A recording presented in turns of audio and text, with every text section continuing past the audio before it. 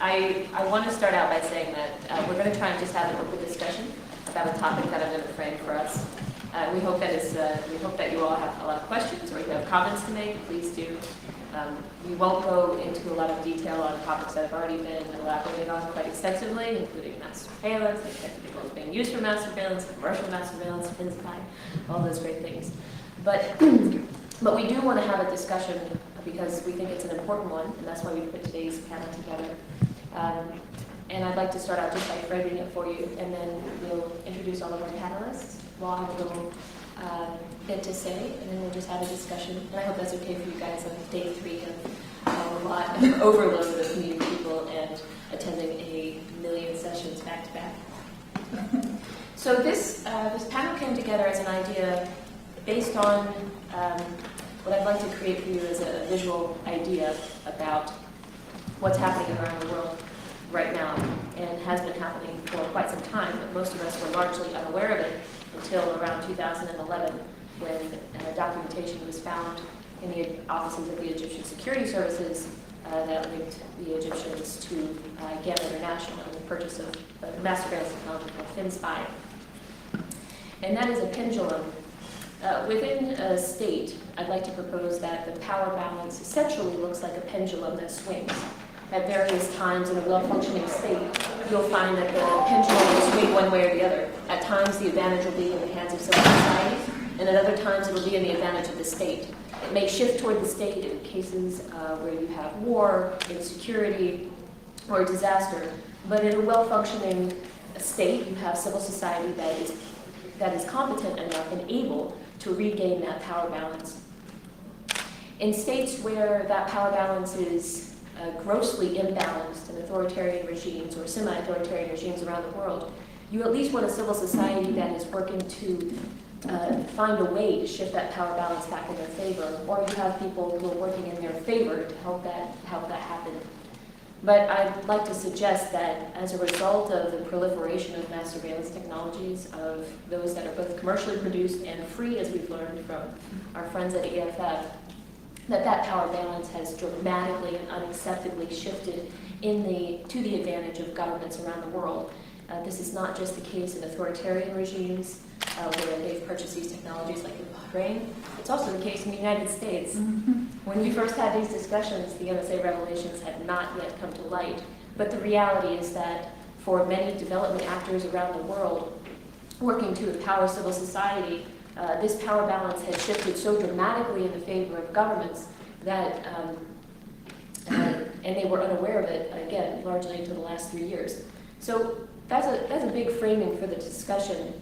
And we'd like to talk about this issue not in terms of what it means for journalists and human rights activists, but what it means for development in general, and how we can work to begin to fight the battle that we at least understand we're fighting now, and begin to shift the power balance back in the favor of civil society. So the last thing I'll say before I go to our panelists to introduce themselves is that fundamentally, these types of technologies destroy trust and privacy within a society. Without trust and without privacy, civil society has absolutely no hope of being able to organize a legitimate protest against the government or to keep their government accountable. Absolutely no ability to do that. And today, these technologies obliterate the existence of trust and privacy within a society. So thank you very much for listening to that, and I hope that helps frame our discussion. Introduce yourself. I will introduce myself. I'm Sarah Lange. I'm the executive director of the Arzu Foundation. We're a nonprofit and we work in Turkmenistan. We've learned these lessons the hard way, and we've been watching them evolve over the last 3 years. And I'm very glad to be here with you all. My name is Chris. I'm the director of data projects at Ushahidi. My perspective is coming as a tool maker. We build tools that people use to crowdsource information for social good. It's used by activists and election monitors. So when I think about these things, I'm actually thinking about them in this sort of trickle-down way of we make tools for people to use, and then those people use those to gather information for another step down, and sort of trying to protect all the way down. So that's where I'm coming from. Good morning. I'm very happy to be here. I'm very tired. I feel like I'm hungover, although I haven't had a single drop of liquor last night. Anybody feel like that? That's the pop. Oh, that's it. Especially for me. I see. So I'm Joshua Haynes. I work at USAID, the U.S. Agency for International Development. And my perspective is from one of a funder that funds a lot in the area of civil society, and increasingly in the areas of internet freedoms and internet governance. So I'm really interested to hear about or how we can take this discussion and push it to some actions, to have some core questions about why the hell is it only that people like us in this room are worried about this and not everybody else, the larger capital civil society. And also make a caveat to Sarah's very eloquent entry remarks that it's not just the tools, there's also the processes. So there's a lot of public tools, and I'll get into this maybe in a bit, but thinking about using what's already available to make sure that people are kept down. So yeah, I'll stop there. Sure. Oh, yeah. I'm Shauna Delou. I'm the founder and executive director of Community Red. We're an organization that looks at ways to use the existing tools and processes to make people safe in the way that works best for them. I think so much of the time, I'll come at this from the point of view of capacity building because that's what we're most interested in. We think a lot of the tools that already exist are good tools, good crypto, good backend. But we're coming at this from the perspective of sort of running around putting out fires, it seems, as a community. We'll throw a trainer into a difficult situation to give some people some ideas about some tools, and then like hella jet that person out of there. And then the people on the ground have no one to talk to when those 1, 2, 5, 10 tools don't really work for them. We do a lot of talking and a lot less listening. So we're looking at how we can sort of come about it from the other angle, not unlike what Yoshihide is doing. And give people much more awareness of risks, vulnerabilities, and threats in their day-to-day life.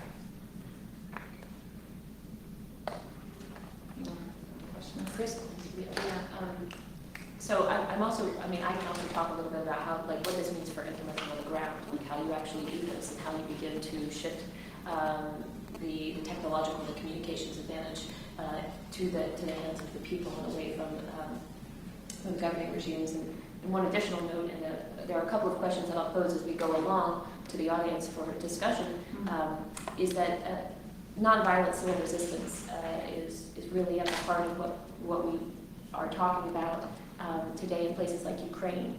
And today, in 2004, if you all remember the Orange Revolution, the balance of power was firmly in the hands of the people. The government had yet to harness the power of the internet. Cell phones were a new communications tool, and they were hailed as really revolutionizing the process of protest.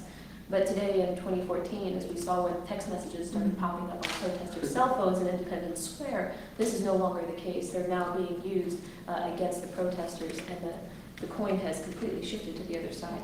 So it's about development, it's about enabling people to protest openly and freely, and if they do not have the ability to communicate privately, they cannot do that. They cannot, if you remember the OPPOR movement, a movement like OPPOR didn't rely on cell phones during their protest movement. They relied on hand-to-hand communication trade-offs and whatnot. But we're not in a world where we move backwards in our communications techniques, we move forwards. We've never seen an instance in history where we've moved backwards, and so we can't expect that other people will be able to do that. So it's a matter of figuring out how to do it in the world in which we live in, safely and securely. I'm not a moderator for Canfield. You're not the moderator. You want to say something, John? It's not essentially securely, but functional. Yeah, it's a big part of the balance. And I would argue it's not for protest. So much of my time in my work before was around Mexico. And so for that, it's like, how do we communicate without the narcos cutting our heads off? Like, how do we warn our neighbors and friends if there's, a shootout at X and Y coordinate, like how, this street and that street, like how can we do that without ending up hung up from an overpass over an interstate with some, shit pinned to our body saying, don't ever do this again. This is what happens when you snitch. So it's all sorts of reasons that you would want to have private and secure communication. Yeah. I think one of the things that's really happened to us in the last few years is that when Yoshihide got started, we dealt with security, but we were really thinking that the playing field was that we had an advantage. So it started in 2008. We had an advantage of technology, and that people were using technologies, and governments weren't that good at figuring out how to use that and that kind of stuff. Or especially governments, like, you go work in like Zimbabwe and they're like, hey, it turns out it's like really hard for them to figure that stuff out. And you would use that to your advantage, and you would think that. And we actually kept that assumption probably too long. That now it's like, oh wait, they just went and they signed a contract, and now we have this incredible surveillance infrastructure that crushes our system, and we never really saw that coming. And now we're playing catch up in the sense that we're all of a sudden, when we just instituted perfect forward secrecy and stuff like that we like never really thought of a few years ago, and now we're like, wait a minute, it's a huge issue. And I'll give you a very like specific example of a concern of mine. That the question that I always get is that Ushahidi deals with crowdsourced technology, right? So people sending in a bunch of reports, and we use those reports for various things, or I guess our users use them. And the people always ask me, what about fake reports? Fake reports, like it's a huge thing. And over the years, I've actually found no evidence of people sending in a really systematic campaign of fake reports. But I'm telling you, it is only a matter of time before someone does that. Right? It is literally like months before someone's going to come in and be like, oh no, we've hired this group and they figured it out. It is totally only a matter of time. And it's actually something that we need to figure out a way to like actually figure out how to identify those and help our users identify those. But it's something that was totally not an issue a few years ago, and now is clearly going to be the next thing that's going to hit me. But then you can consider yourself really important. The Twitter bots, right? We know in a number of countries the Twitter bots flood out. There's this ambient thing that I want to push back on real quick, which is the idea that you said the coin is completely turned. People are still as incredibly capable with this technology as they have been, and the capabilities will only rise. And I would say right now, if we look around the world, the governments of the world do not feel that they have the total upper hand, given how many of them have toppled in the last few years. Like it's a very scary situation for the governments. And it's one of the reasons they are behaving as they are, is because actually the coin has not flipped. People are extremely empowered by this technology, frighteningly so. And they're pushing back, but they're still pushing back on a rising tide. Yeah, no, I wouldn't disagree with you. I think, at least from what we've seen, is that empowerment. So that you saw that power balance was shifting. Like the people were gaining an unprecedented ability to hold their governments accountable, to organize on a mass scale with unbelievable ease and. So we lost the unbelievable ease part. Exactly. But we have the rest. So maybe we lost the advantage. That's probably true, but then the reaction was, during the Arab Spring, and you saw it happening, and it was interesting the timing of when this started to happen. We're talking 2010 and 2011. I think it's an interesting question to ask whether or not, if the Arab Spring had happened 12 months later, if it had launched just 12 months later, would we have seen the same types of results that we saw? Not that they were even successes, that's a whole other discussion, whether or not they were successful, but would we have seen the same type of mass organization had people known that they were being surveyed in the way that they were, had they understood their government's capabilities, and had those governments really been able to use those capabilities to their full capacity? I think it's an interesting question. While there is definitely chilling effects, I think it's somewhat telling that they did send all of those messages to the people in the Euromaidan protests, who clearly immediately left and went home.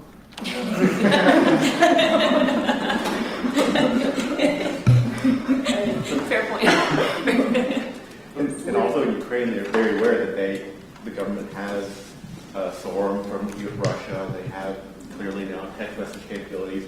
And they're still using Facebook infinitely for all their communication. But that's because it works. I know. That's what people have to do.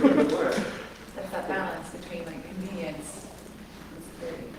Well, at least in the Arab world, we have more than the impact of the Snowden revelations.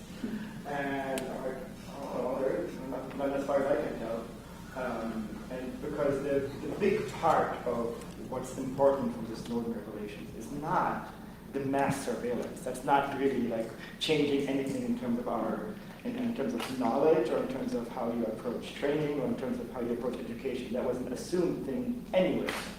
Now we just have proof for the unbelieving American funders who said, no, this would never happen. And now we have like, well, actually, but because you couldn't have the conversation with American funders. It was like, no, this doesn't happen, this is not a thing. It was like, yeah, actually, it is. Nah.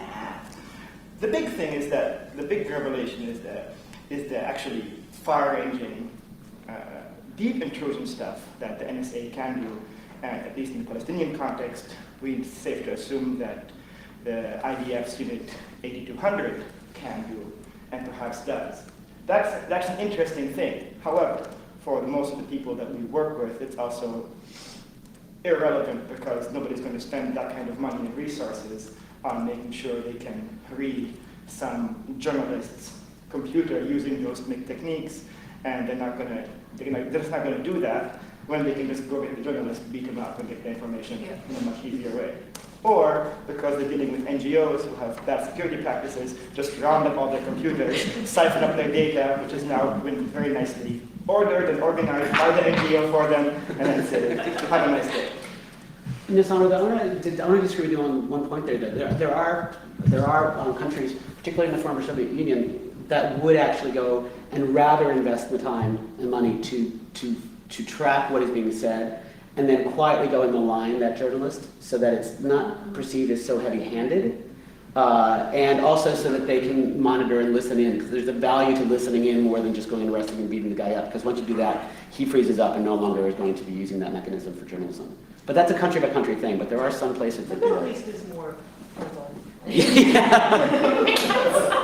But I think also, right to your point, I think it's, with unfortunately a lot of these tactics, it's multifaceted. Like I've seen both instances where there is the covert snooping, but also even if it's not necessarily going and using physical means of intimidation by beating someone up or whatever else, but even just subtly letting people know that they're constantly being watched, and just coming up behind someone, telling them a little factoid, indicating to them that they've overheard a conversation, maybe asking some time to catch up over tea, things like that, to constantly just let them know that they're always being watched, whether it's on their computer or in their everyday lives as well. I just wondered from a funder's perspective or donor's perspective, do you think there will be a trend based on what you're saying that when you apply for money, you should have a digital security plan? You should have digital security. You should have it, an organization should, but for instance, over the summer I was with a colleague from Human Rights Watch, and I was super interested to hear about how they go about doing everything from the day you enter as an employee, through your life, through your tenure there, very different from other NGOs that I know and work with, and it seems that they're kind of setting a good bar of best practice. But also when you evaluate someone's pitch to you, do you consider their digital security plan and safety and how they're going? I mean, there's so much that goes into it that you seem to have, there's no shortage of good tips and practices and toolkits, and it seems that there's an approach that people, a methodology. Is that something that USAID or other donors expect to see in proposals now? So there's the difference between expect and be mandated to. The instances of the last couple of years has made it really drawn attention to the fact that just like M&E should be included as part and parcel of every proposal, monitoring and evaluation, so should proportional digital security. That doesn't mean though yet that it's enshrined in the code of what exactly you have to put in a proposal. However, from my perspective, being the technologist, it shows that you are aware and you know what's happening. You're able to face the realities. Something that we would like is for, and I've spoken to a number of you in this room about this, getting together, kind of beating up on us to say we as your partners would like you to force us or allow us to put a budget line item in the proposal so that we can do this and that we're required to do this and that we have independent audits, et cetera, for making tools if we're doing whatever we're doing. So that's something crucial that needs to happen as a partnership in order to forward, to further. But Josh, what about that on the ground? I mean, for organizations who might be funding that maybe wealthier US-based or Western-based, like that may not be too difficult to fathom. Absolutely. But what if you're like in a village in some who knows where, like that just, you don't even know what digital security is, but you're on the receiving end of like an implementer grant. Like how possible is that? Like how can you download Shahidi and then like deploy it? backing off what Adam just said? How can you expect folks to be using it on that level, or what do you see in terms of like capacity? Who has the responsibility to build that? It's all of our responsibility to build that. From us requiring it from the large groups that maybe or we work with directly, and then also the granting aspect, it should be proportional. If you're working on tilling land in Antarctica, It doesn't have to have anything to do with Ushahidi or with digital or security. But if you're looking at keeping people safe, their data safe, health records, HIV status, etc., well, you have a responsibility there, and it has to be addressed. And so from funder to implementer to person, team on the ground, like everyone's That's sharing proportional. responsibility. That's proportional. How can we see that codified? Because there are lots of international development organizations who don't have a clue, Yeah. funders that don't have a clue. Like, how do we see that being something that becomes institutionalized? That parallels, right, and for everyone, I think that question parallels the question is why is it only the human rights civil society organizations are worried about this stuff? Yeah. So how do we get this mainstream and integrated into everything else that we're doing? Why is it that so few countries have civil society organizations that are just focused on freedom of expression and have the ability and the chops to be able to look at internet governance and freedom? Right? There's a disconnect. I don't understand it. There's no mandate. Yeah, and Banks Does it have take a mandate? banks have mandates. Yeah, go ahead. so how do we create that? Sure. Well, I just have some thoughts in response to that, and that was sort of like what you initially opened up with is why is it that it's only people here at these, in these organizations and at these conferences who really care and are really interested. And I wouldn't totally agree with, I would actually really disagree with that, but I think that the difference is that the people here have the education and the understanding. But what I'm also not as deeply entrenched in these communities as I'm sure everyone else here is, but what I've noticed just being here is that the communication with, the outside world is a huge struggle. And I think a lot of the approaches are sort of, we're talking about digital, we're talking about security, but we're talking about approaching them in ways that are still very traditional through the government, through these large organizations, instead of maybe looking at, consumer behavior and how can we put products into the market. And I know that there are people, I know, Shauna, you're working on a product, to do that right now. That's what my company does, is how can we reach people in a way that, they're gonna listen to and pay attention to. Because the huge... How do we make it? How do we create that urgency? Right, that urgency, and the way a lot of ignorance is just perpetuated is through there's distractions, there's entertainment. People pay attention to things that they are entertained by. People don't like to pay attention to things that scare the shit out of them. Some do, but most don't, and that's what I see when I enter in personal conversations talking to people about this. There's a wall that gets put up because to the common person, it's very overwhelming, it's terrifying, and it feels like the challenge is that you have to drop everything you're doing and dedicate your life and all of your attention to this. There's no easy solution to most people. No. And I think that's a huge To any challenge. person, there's no easy solution. Right, and I think there are solutions. I think people here are developing those solutions, and what you're talking about as far as like taking action now, there are ways that we can do that, and there are non-traditional methods that we can do. This is a non-traditional new thing, and I don't think the traditional methods are really going to be appropriate. Actually, the last few things I fed into, like one of the things, I do trainings, and I've tried to study what makes an effective training, and the first thing I do, and I think I want to put this out there as a generalized concept, is try and get away from the fear. Fear is actually specifically in psychology and physiology the worst state to learn in.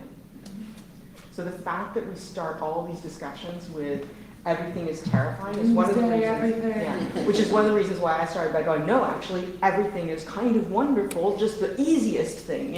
It's just a tiny bit more work now. When I start talking about cell phones, which as everyone here knows are the biggest security nightmare on earth, I start off by saying your cell phone makes you a superhero. How many philosophers and kings would have given their lives for 10 minutes to your smartphone? I'm totally stealing that. Have that. So I think like this whole community has framed this around fear and terror and other things that prevent the human brain from learning. Exactly. And it's so disempowering. I'm so tired of seeing a presentation that's like, holy shit, everybody's listening to everything you ever say, always, and recording it. Now. Good luck. It's just like, what are you supposed to do with that? It's like a lot of Along people with, shut down. along with the cell phone superhero thing, I often say, like, this is a magical genie, and the only way anyone has any power over you is by stealing the immense power you have. So we are living in a world of, like, amazing magical things, and the only way anyone can hurt us is by stealing all the magic we're given. Give away your wishes. Don't give away your wishes. Yeah, exactly. Exactly. Yeah. John, you go. I wanted to kind of rewind back to the funding and the community just a little bit. Last year we had a closed door session with kind of the classic ICT for D world in DC talking about security and privacy. Can you explain what ICT for you? Sorry, technology and development. So Ushahidi is a classic example. Frontline MSS, mobile medic, connecting people and development challenges with technology. Really fun stuff and kind of my background. But And all the companies that work for it. I used to work for Frontline.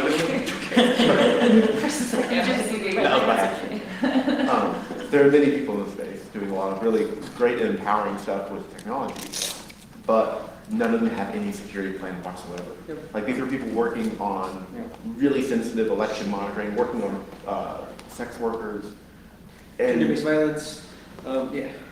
I mean, I'll give you a great, like, I was actually in a meeting when I used to work for Frontline, so I guess like a few years ago, and it was right when Syria was starting. It was like probably like 6 months into Syria really kicking off, and I was in a room with 2 State Department folks who were giving out money to other people to use the Frontline software, and they were talking with them like over the phone. I was in the room with the State Department person. They said, "Oh, so we should all use SMS because it's anonymous," and I was like, "Wait." Wait. And I was like, if I wasn't in the room, they would have had a long, like, they kept on running with that. But it's not because they're, it's not because they're stupid or anything like that. It's just because it's not thought about typically in the development context. Absolutely. And it should be, right? But it's not something that, 8 years ago, no one was ever like, oh, right, we need to, like, have total secrecy and security around this kind of stuff. And now it's... So in terms of just the need for not only civil society actors, et cetera, on the ground, which I want to try to stop using because it's not fair, learning about how to be safe and secure. It's also everybody up the food chain, from the top to the bottom. And so we're working internally to try to engage on how the internet works 101. When you make a call, what happens 101? Like just sexy marketing materials for us so that we don't have to always have these fights internally. So if you could do that for us, that'd be great. Oh, yeah. I'd like to actually engage Chris for a minute because I think there's also an interesting aspect to this in the development world, and that is a push right now for big data. We talk about the buzzword right now, but big data is extremely sexy. It's getting a lot of funding. There are projects like UN Global Pulse right now that are pushing for big development organizations, big disaster humanitarian relief organizations to not only gather data, but also share that data. And this coincides with a time in which we are fighting an uphill stream battle to get secure communications into procedural documents within organizations to make sure that there is no weak link in the chain. So, Chris, maybe you could talk just a little bit about what it looks like for Shahidi, and maybe we could have a discussion a little bit about big data implications within this realm. Yeah, so with Ushahidi, so we make free and open source software, so people download our software and use it. And our policies, they own their own data, right? It's that thing. We don't have any access to it or anything like that with our main product. And I cannot tell you how many times this happened. I mean, it's probably the vast majority of cases that people deploy the software to do something like monitor an election or record, sexual violence like reports or anything like that.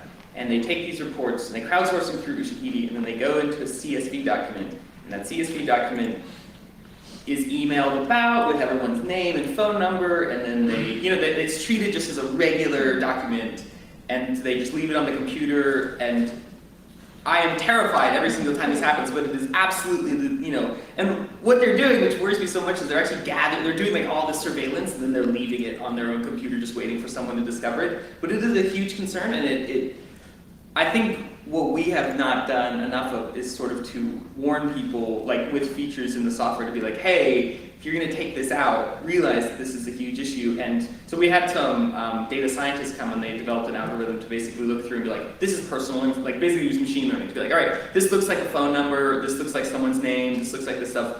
Do you really want this in here? And that kind of thing. And I think that's something that we really should do more of, because it's an absolute concern that people take this data and they treat it for the long term, right? They, like 10 years from now, they have all this incredibly, either incriminating or embarrassing or something information, and it gets lost, or someone puts it on a laptop and the laptop gets stolen or sold or anything. Even if it's not a huge malicious government campaign, just being really sloppy with the data is very, very, very common.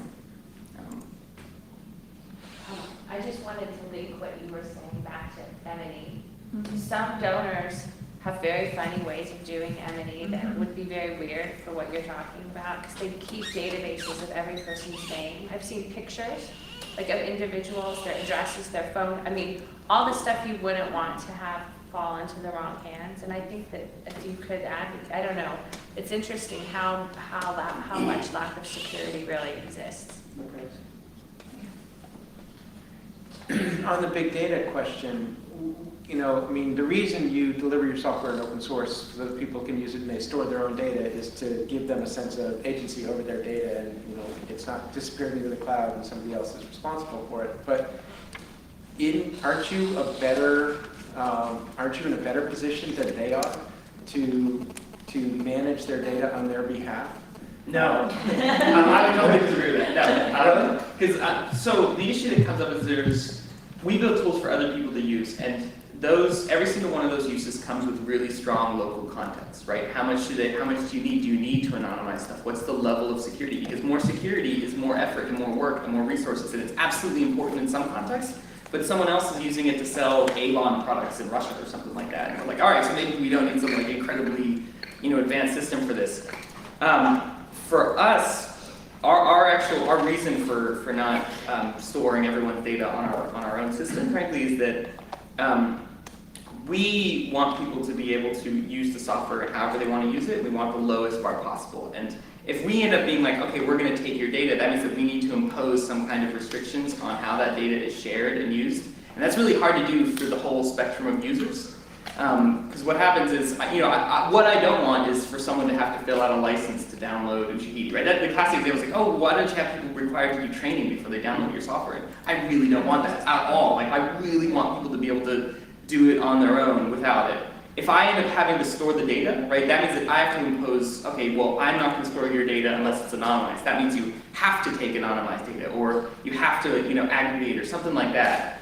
That kind of stuff is a really heavy load to take on, and it's not appropriate for most of the users, and it can actually be relatively dangerous depending on, if we make a huge pot of all this wonderful data, we're kind of like asking someone to come and really join something like that. You're basically making the argument that you don't want that responsibility, and you want to push that responsibility out to the people who are actually using the software, but you're not answering the question about whether or not it's possible to imagine a situation where you have an engineering team that's actually capable of it and they don't, capable of accepting that responsibility. I understand the context problem that's used in different ways with different people, but you could also imagine a situation where people could choose to have you kind of manage on their behalf and actually impose a set of constraints that would, based on your understanding of their context, that would help them. Yeah. So I will say we're building a hosted version of it called Ushahidi Black Tie, which allows them to store their data with us. So there is like something like down the pipeline. But it is, I think from our perspective, it is a huge responsibility to sit down and say, all right, well, I'm going to take all this data from all those things. And for us, it's actually a large licensing problem, because people assign their own license to their own data. And sometimes that license doesn't include taking the data and giving it to us.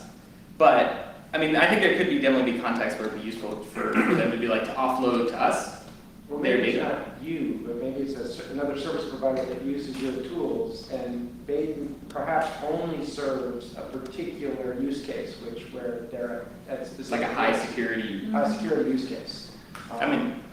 Sure. It could happen. Yeah. But I think that's getting back to the larger point of responsibility. We have the knowledge, so shouldn't it be our responsibility? Well, you guys think no, because one of the things that's mixed into this argument that I want to pull out that I think is really important is that we have an understanding of what secure looks like that fits for here. It fits for our lives in this place here and now. And that has, we may be in touch with local partners, and have an understanding of what their life is like there and the place that they're living and what they're living with. They understand that, but they maybe don't understand the tech. So like trying to do a tech transfer but a cultural transfer at the same time I wouldn't put it on a US-based trained Western engineer to figure out how to do that well. Not that they can't, but it just seems like much smarter in my mind to train the people on the ground, about risks, vulnerabilities, and threats, and let them make their own calls. They're the ones that have PTSD and trauma from the years of having to deal with surveillance. They're the ones that know what the whisper campaigns are saying.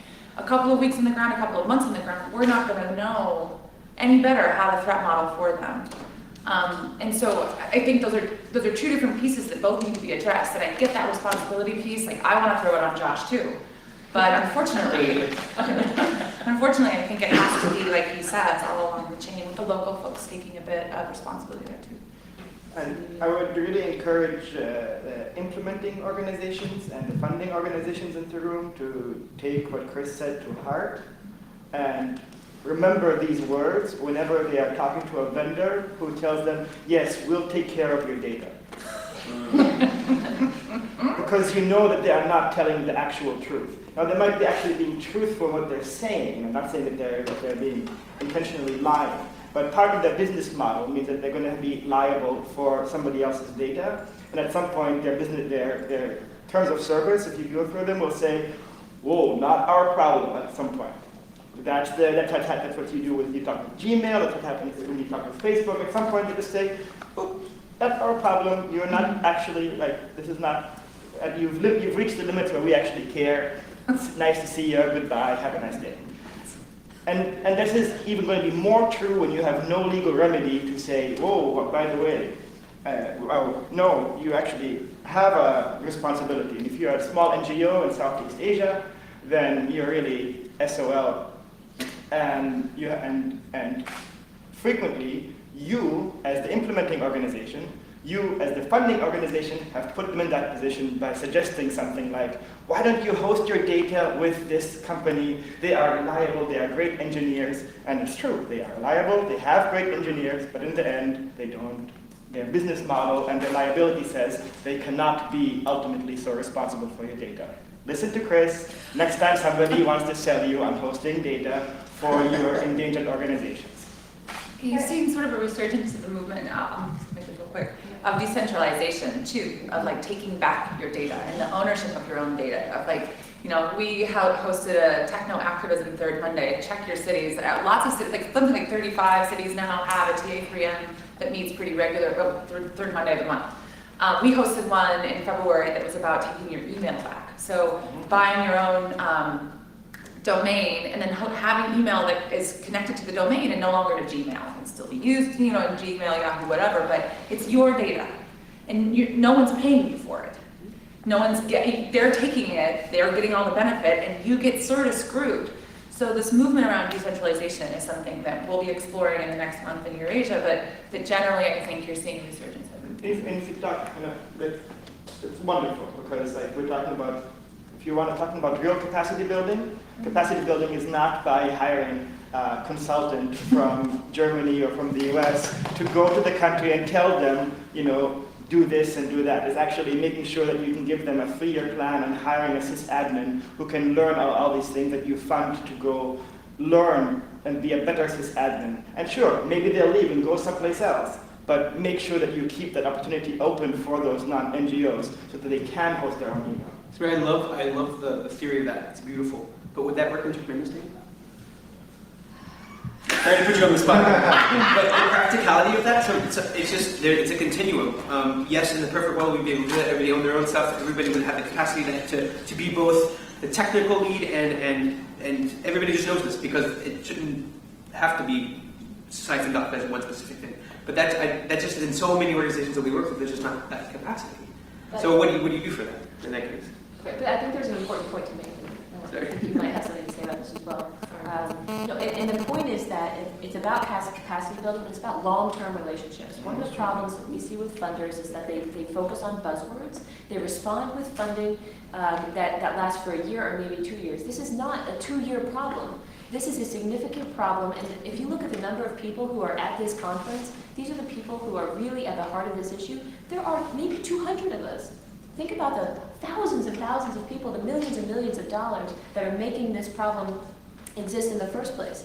We need commitment for a decade. We need organizations and we need cooperation between funders and organizations that say, no, we're in this for the long haul. We need to build capacity, even in Turkmenistan. We're bringing out people right now. We're creating opportunities for internships so that they're learning now, so that they're pursuing careers in this, so that maybe, no, not today, but in 10 years, we want that capacity to be there. So it's about those long-term relationships that we have to start building and focusing on. Yeah, no, I completely agree with you. And I think, but I also have the same concern that Josh is raising, which is, okay, well, when you're dealing with like a really scrappy human rights NGO that no one's actually really getting paid, but, you know, and they probably aren't actually really connected to like real techie people in their lives at all. Like, it's just, there's a lot of barriers there, and if you're expecting them to have the responsibilities for their data, then you have to educate them about what that means and about how to do that correctly, because then it's almost like worse, because they do have the situation that Chris is talking about where you know, you have all this really important information that can just accidentally get in the wrong hands, and then people are really, really vulnerable. But I would still say, to taking their data away from them and having someone else take care of that is still the wrong path, because it's still disempowering them. Even if they don't do every perfect security thing right, building that capacity there and not taking the problem away magically, the problem doesn't actually go away, it goes out of their power. Oh, it's different then. I'm not actually kind of, I think, I mean, when you said relationships, you know, this is about relationships. I am sure there are people in Turkmenistan that can do this, and that care about this, and have day jobs, and would still help. And I feel like one of the things that's completely disconnected in this community is that there are a whole bunch of people out there who aren't part of the funded NGO world. They never will be. They would hate this. But you know, I've worked with groups in my work like Anonymous and Telecomics and so on and so forth, who are totally disinterested in the formal structures that are represented by the people here, have the capacity, value relationships above everything else. And I think the fact that this community doesn't tap that at all is stupid. Did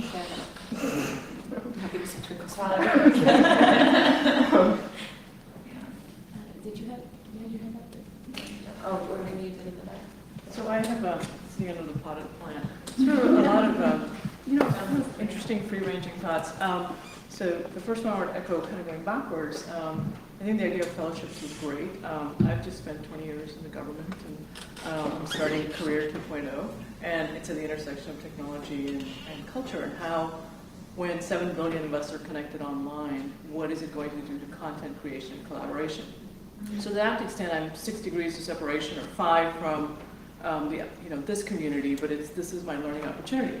I love the idea of fellowships because the donors and the sponsors are in communities that are pretty structured and very formal organizations. And as I look at fellowships to understand different communities, I realize they're targeted at sort of newcomers. So I think if there's an opportunity, as the planet connects, we can do remote fellowships. So that's one thought, is fellowships ought to go beyond, like I looked at a fellowship and you have to be 7 years after your doctorate, or more than 7 years after my doctorate. The point being that in the industrial world, we've got these structures, and information sharing is beyond the web, and it's beyond that, and it's on the ground, right? The second point was to go from that 6 degrees of separation to first. One of the questions I kind of had for this panel, given that you're working in developing communities, there is a hypothesis that's been sort of put forward that we as a planet might go to a self-policed or self-aware state, and not policed in the hardcore nasty sense, but in the sense that, think of neighborhood watch on your street when you grew up. And the place that's going to happen is in the less technical infrastructure environments. So it's not going to happen here because we've got a lot of rules and regulations, and FBI and all these other communities that are policing us. But it's going to happen in places like Africa and other very new environments that Facebook will kind of bring online. So do you guys have a thought on, as your communities become more savvy, that they're going to watch out for their own rights? So anyway. Can I just respond to that? Sure. So I think yes. We've always taken the approach, we work in one of the most difficult places in the world. We're always down here on the lists. But our role has never been to dictate. It's always been to be a bridge or a safety net. And then we work to support whatever goals are set by the communities themselves. So if they come to me and say, okay, I want to focus on LGBT issues, and I want to do a documentary film about that, well, we find a way how to figure out how to be able to do that, find the capacity for them to do that. And I think that the idea of focusing on the capacity building concept, like the fellowship concept, and not trying to force it into the traditional structures that we understand in the West as both development organizations and funders is really critical. Because ultimately, you need, and we've talked about this at some conferences earlier this year, it's about empowering developers who are coming from these communities themselves to have the capacity, access to the training, so that it's no longer an input, it's an output that's creating opportunities for these movements to progress and to take control again, whether it's over their own data and figure out how they want to do that and how they need to do that within their psychosocial context, within their cultural context, within the threat model that exists in their state. So I just completely agree with you. I think that's how we should be doing this work. Need to change in these organizations where if you're a funder, for example, you're a CAD, if you're a funder, that agency ought to have some sort of awareness and say, now that you're funding Afghanistan, we want you to go do a one-year fellowship after you've done 2 years of managing the project. And I know that sounds horrible to government and all this other things, but or Shahidi, picking infrastructure, it just seems like that's we're relying, I think, a lot on this for our information sharing. And I think the points you made, that the whole cultural context of us being human and building relationships and being connected as 6-7 billion people is lost. That's not what this is designed for. So anyway, that's kind of my emotive point. I think it's important for us to keep in mind that technology is only a tool. Technology, it only amplifies or it agitates. It's never a solution. It's never a solution. And it's that offline, it's the face-to-face. Sure, bite-to-bite is important, but it's the face-to-face that really matters. And we're trying to embrace that. We're trying to do new types of, thinking about new frameworks for development, looking at creating ecosystems of, I'm not going to use the I word, but ecosystem of new things happening.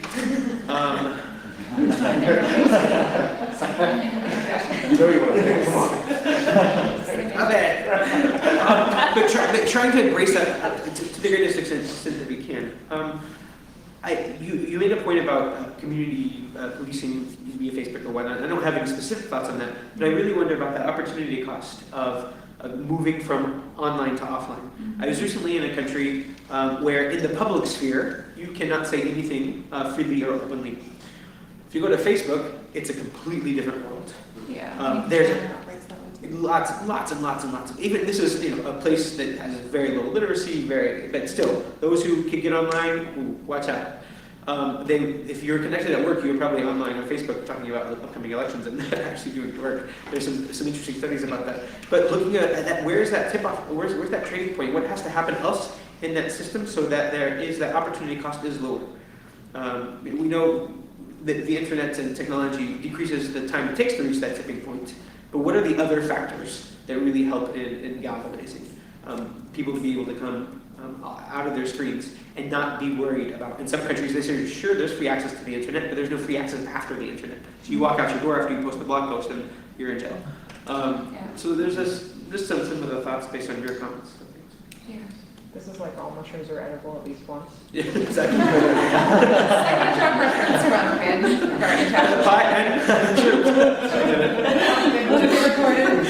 No, but you're being fired. it's ours. I mean, to sort of echo that point, I spent a lot of years working for the government too.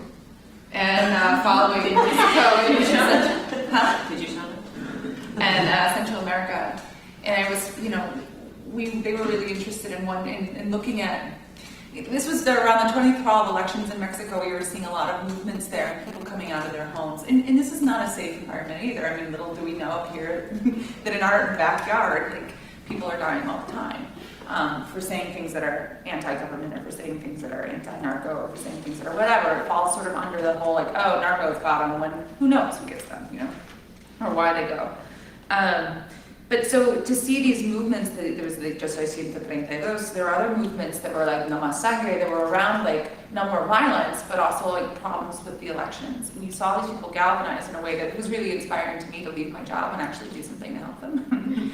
But I think you see that, and you see the beginnings of policing. This is something I wanted to mention too, and Chris, when you were talking about like the potential for there being fake profiles or fake information, fake reports. What we saw always following stuff in the open source in Mexico and Central America was a bit of the policing happening. That's pretty normal, I think, in Central America anyway. There's a lot of vigilantism that happens. People police their own towns.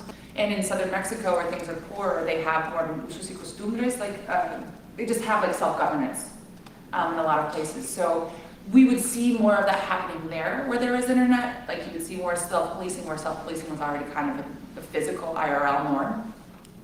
But one of the things I wanted to mention was how watching the fake reports come up, watching people say, no, this is a narco. This guy clearly isn't real. You guys don't listen to what user whatever says, because he's clearly a narco, or he's clearly like a military plan, or he's clearly, people had their own ways of defining what was real and fake, and in ways that, as an analyst at a desk, I could never imagine. And there again, like, we go back to sort of the local knowledge and the relationships and the understanding of truth on the ground, to keep using the phrase that's Innovative.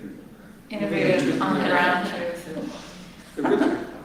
This is kind of captured in the concept of mitos, the concept of the kind of the cunning and the local and the not quantifiable knowledge. Yeah. And I think one of the interesting things that we see about the internet is that it enables mitos more than it does quantitative analysis, despite the culture of techies not really understanding that that's a thing. So. Yeah, so I mean, just as an example, we deployed, very early on in Ushahidi, we deployed so Ushahidi is a Kenyan organization, most people were Kenyan. And this is weird, but, That's a signal that stuff. And so when we deployed, the first time Ushahidi was deployed was in Kenya, and I wasn't there at the time, but they did a very good job of like sifting through fake reports. They kind of knew what looked fake, what not, right? They had to eyeball with it. And then we deployed to the DRC like a year later. Turns out we have no idea, right? Like even a bunch of Kenyans have no idea what is a local, what looks fake. And so the only time that we actually deploy is when there's a Kenyan election. So last year we did the Uchaguzi, which was our deployment for the Kenyan election. But like the only reason we can do that is local knowledge. Like that's it. And if you move like one country over, or even if you like go like a little bit beyond, it's like, oh wait, like that kind of like ability to distinguish stuff is, there's no algorithm I can make. It can be like, oh, these ones are clearly fake. I can do things to suggest things. I can take the obvious ones out. But there's this definitely like thing where it's so much easier for someone to eyeball it and be like, whoa, that's like weird. But local knowledge isn't local knowledge per se anymore. Local can be local to an area of interest. Yeah, no, I agree. So you can have people, and I think this is a really, really important thing that gets lost in a lot of these debates, especially when you talk about trying to connect people across lines. There's people in Turkmenistan that, like I have this running joke that I can go almost anywhere in the world and find a couch to sleep on because I speak lolcat.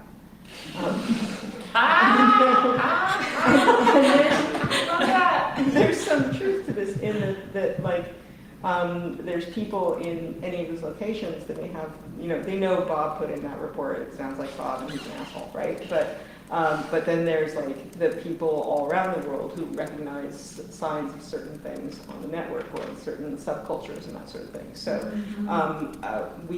I don't want us to emphasize the local in terms of locale while robbing the local in terms of subcultural knowledge. Yeah, mine was more in the context of the election. Right. Some of the local. I think so one of my favorite, just small anecdote. One of my favorite attempts by the Turkmen government to find out organizational info is that they create Facebook profiles of students who are in Turkmenistan, and they all have their photos taken for their Facebook profiles with a picture of the president in the background, and they're all wearing a black suit with a skinny black tie, and they have 2 friends on their Facebook profile, and they're all very serious like this, and then clearly they're working for the security services, but they send me the same 5 questions, every time in the Facebook post. And they ask, who funds you? What are you doing? Where do you live? Who do you work with?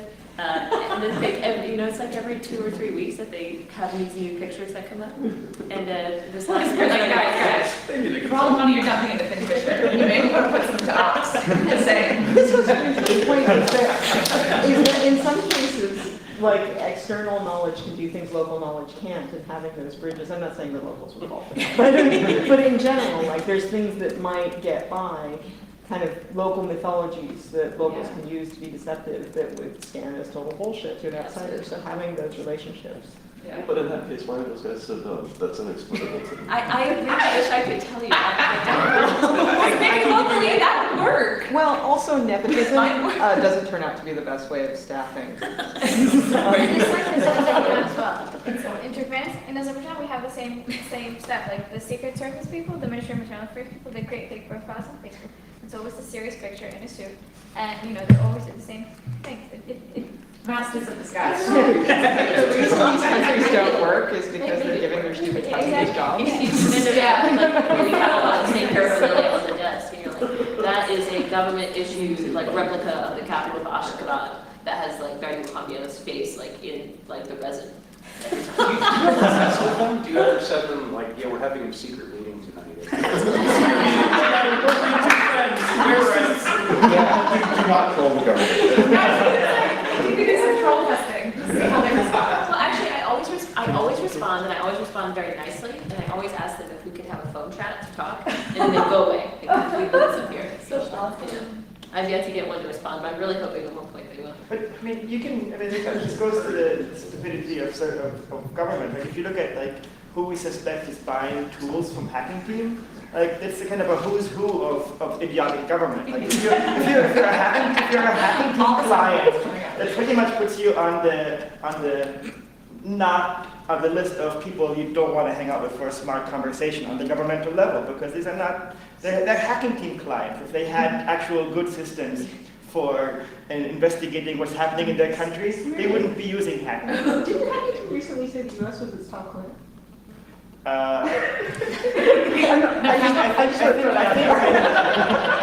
think my statement stands. No, who you know is not a hacking team client is Israel, for example. Yeah. And when and that too. But when they're making, you don't.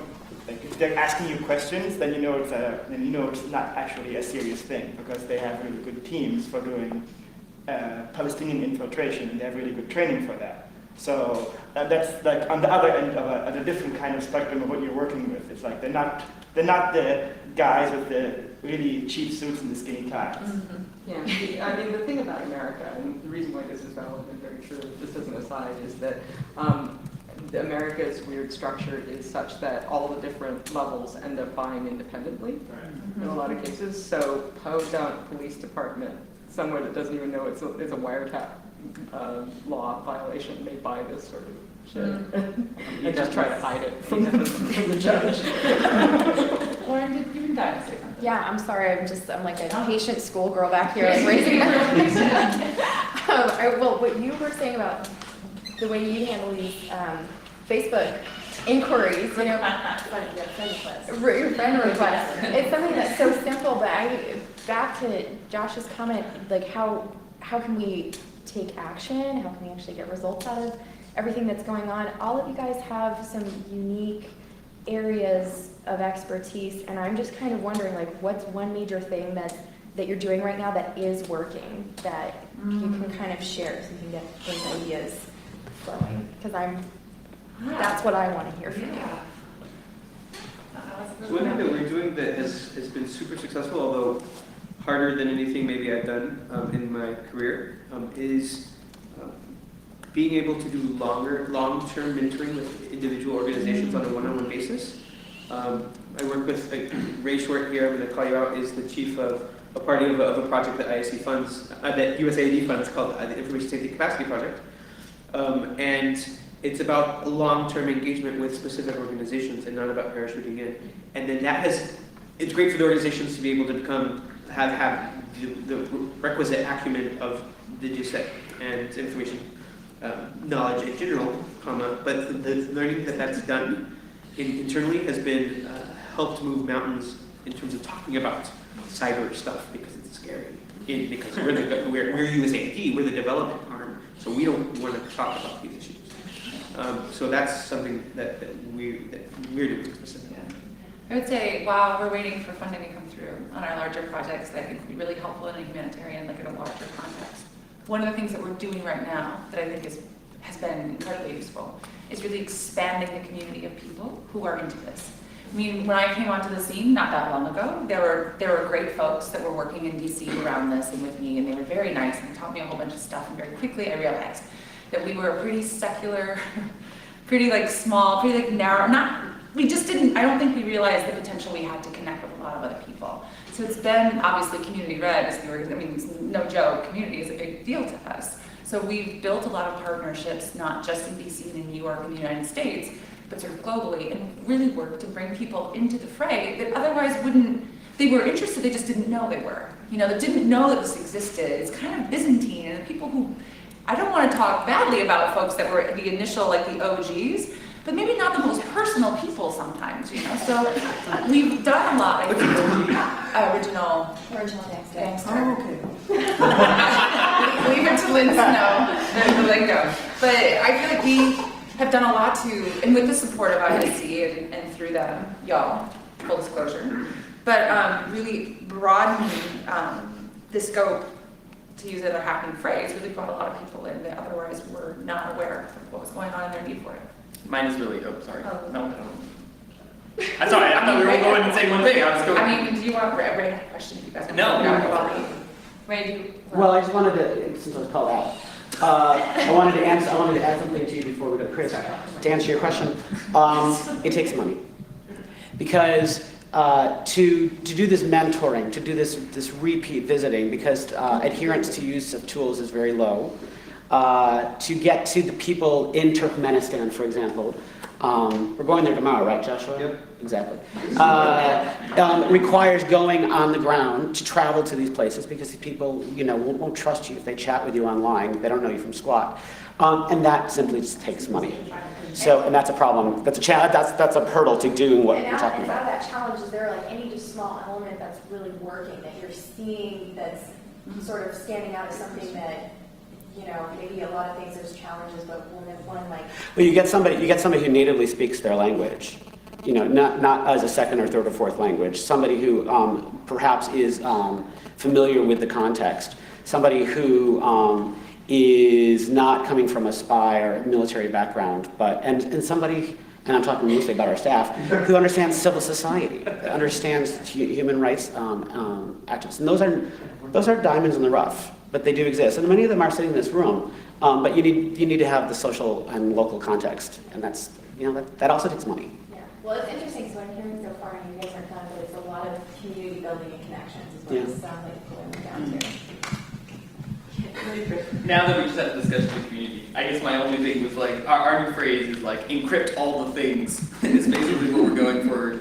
It's really pushing on, just getting SSL all the way, all of those things with all the different products that we have, trying to encrypt all the databases, just moving through. It takes really, it turns out it's much more difficult. I'm not the developer in the group, so watching them just march through all the different parts to it and be oh wait, there's this other database over here. Let's go and then make sure perfect forward secrecy and stuff like that. Just slowly going through. That's where we're pushing.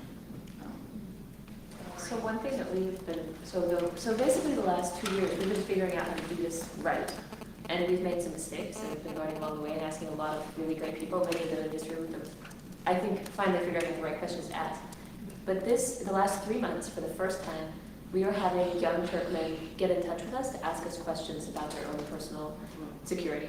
They're asking how to use tools, they're asking how to send emails safely, they're asking how to communicate with people back home. Those questions were not being asked. And so providing an entree into this world by giving them a little bit of information, not the terrifying tactics, although some of it was honestly a little bit scary. And actually, we may reframe some of our discussions based on keep your genie in a bottle. But now that we actually have young people asking, we know that the demand is going to grow. Yeah. And the way that these networks work, especially in closed societies, many of you already know, is that you only need one person to know. And then they're going to go home, they're going to talk to their mom, they're going to talk to their cousin, they're going to go to their wedding, they're going to blah, blah, blah. And then it grows and it expands, and that's how you start to build a momentum for demand that you can then begin to meet as an organization. So I would say talking about the issue and then beginning to spread out that information and then being a trusted source of information when they're having questions or they're facing challenges is really critical, but that also takes time, and it takes commitment to a place and to those relationships over the period of time you need to establish that trust. Yeah, no, I just kind of wanted to echo what you say. I feel like, especially in work around closed societies, which I feel like is work that you can get very easily jaded in because it's so difficult. You try so many different ways to get in and disseminate information, and 9 times out of 10 you're just like totally shot down. Yeah. But I definitely think that people underestimate the power of, as long as you get like one really good person, and I think too it's people underestimate that, and then also it's striking how when you provide even like the simplest channel for people to actually like feel empowered to stand up and sort of take control and say, okay, well, I'm actually going to really do something with this information that you've given me, and I really feel comfortable, and you've been given like a really safe space. Like the example of that is in one country that we work in internews, we were doing a virtual training through GoToMeeting, and halfway through the training, one of the trainees stood up and was really passionate about using TrueCrypt. And he basically said, okay, well, I think that something I'd really like to do is I'd like to further train on this. And he ended up doing a series of trainings on TrueCrypt for people that were not only in the room, but beyond the space of the training. And he trained like 12 or 15 people on this tool in the space of a week. So I definitely, there are definitely a lot of success stories that have come out of this. And I think even, just making sure that we take the time, this is something Octavia was saying the other day, I think, making sure that we actually take down these success stories and use them when we're trying to frame these approaches for the communities that we're working with, and kind of giving them, this glimmer of hope that, this is definitely something that can be done. She said, one thing you don't do, one thing you do different, one thing you don't do any longer, one thing you do differently, and one thing you keep doing that you've been doing right. Yeah, exactly. Like approaching it in sort of these bite-sized pieces, and you're not all wrong. Yeah. In terms of closed societies, I think about China. I mean, I was there in 2007, 2008, 2009 on a fellowship, National Security Fellowship, where my life I thought was going. I was using circumvention tools before I even knew what they were, because I just wanted to get on Facebook and chat with my friends back home and watch TV for free. You know what I mean? I take such hope in the Chinese netizens because they're super sophisticated. Net nanny bears down on them, they find another way around over and over and over again. And there's such a shining example of if you got it, it's not too painful to figure out how to get around it. I mean, sure, it is. I'm not trying to say that people don't, there's not a lot of BSD, blood, sweat, and tears, or just a lot of blood that goes into that. But, there's something to having homegrown development expertise. And there's something to having a lot of will and urgency. People get really creative. Yes. So something else that I would say is helpful too is, and especially as part of working with local organizations, to have that sustained relationship to start raising awareness and encouraging practice and regular use of these tools and these practices is also, especially in thinking about how to initially reach these groups, is thinking about how to bring these things as part of their everyday workflow and everyday lives, like something like I've been working for NGOs that have done this type of assistance for a while, and something that I've seen that's really promising is moving away from this parachute model and actually working from the onset of beginning projects. And something I've been very pleased by is actually working with groups to understand the types of activities that they need to do, what they would like to accomplish in a few years, in a year, or whatever else based on their projects, and finding the right tools and approaches that would fit into that work plan. So it's not something that, oh God, I need to monitor an election. I know I'm supposed to use these secure tools, but and then go back to old habits. But actually have the time to actually practice, to understand it, and have preemptive time to ask the right questions and get assistance either from other organizations or from local talent as well, to think through that as well. So I think actually, it's 11:45. I think that's technically when the session ends. So I think all of us are happy to stay and chat, but I think there are other sessions to go to. So just thank you guys so much for a really good conversation. I really enjoyed it. This is the only best panel I've ever been to. Like, Yeah. not that I've spoken on, but In terms of audience engagement, we jumped on our free call. We were like, what? We'll just throw out a couple of hard questions and sit back and let it end. So thank you guys so much. Privacy, go.